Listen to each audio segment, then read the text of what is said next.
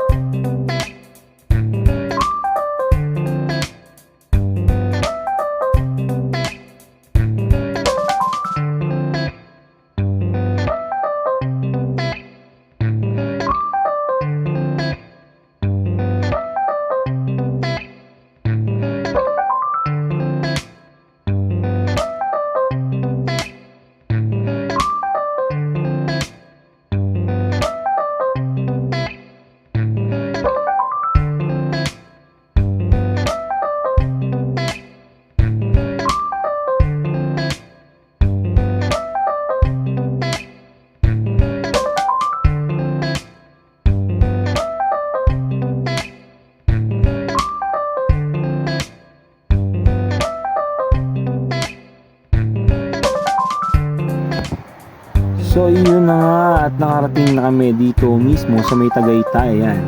So sa mga nakarating na dito, alam nila kung saan tong bandang lugar na to sa Tagaytay, no? Then yan, mag-skip tayo at eto na yung first stop namin. Merbien for break pa sana, ngunit sarado pa.